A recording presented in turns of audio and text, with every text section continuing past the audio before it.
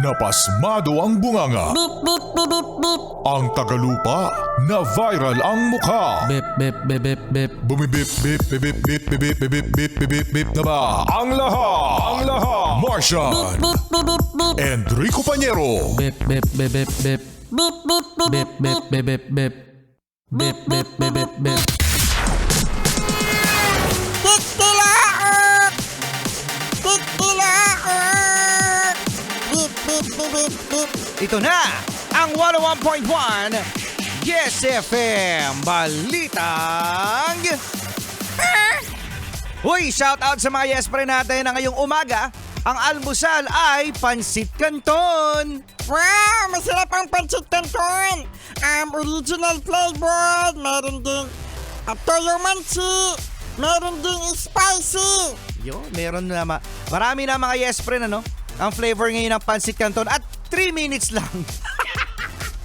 3 minutes lang, meron ka ng pansit canton. Para sarap tuloy magpansit canton ngayon mga Yes Friend. At yan nga ang balita natin ngayon kasi sa Tondo, Manila, meron mga Yes Friend na tinatawag na Boy Pansit Canton. Ano yung boy pancit canton na yan? Ang ginagawa ng lalaki mga Yes Friend ay pupunta sa tindahan, sa sari-sari store. Kasi meron mga sari-sari store ano, na pwede magpaluto ng pansit canton. So eto na nga ang nangyari. Itong si Kuya, tinaguri ang Boy Pansit Canton dahil sa bibili siya ng pansit canton at magpapaluto sa tindera, no, kung sino man yung nagtitinda. At pagkatapos mga Yes Friend, ay magbabayad. Kapag susuklian na siya, ang sasabihin niya doon sa nagtitinda, 500 po yung binigay ko. La! 500 kahit hindi naman! Oo, 500 kahit hindi naman. Kaya naman, nung si Kuya ay nakapag-modus, syempre nakaalis na siya, no? Malay ba ng tindera? Kung baka nga nalito rin. Bumalik pa itong si Kuya doon sa same na tindahan. Wow, suki! Suki si Kuya, no? Syempre namukha na siya ng tindera. Lagot!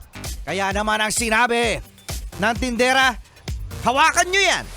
Siya yung nangaano sa akin ng 500. Nangaano yan eh. Ayun yung nangaano sa akin eh.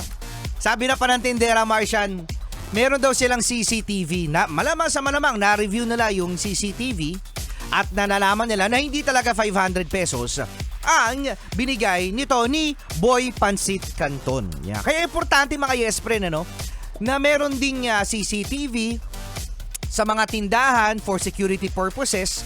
At sinabi nito ni Kuya Boy Pansit Canton na nagawa niya lang din daw yung pag-modus na bibigay yung pera pero hindi naman 500 pesos dahil sa kailangan niya raw ng pera at buntis daw ang kanyang ka-live-in partner. Hindi yung dahilan, no? Kasi si Ate Tindera may binabayaran din yan. Oo, ano binabayaran ni ate? Netflix.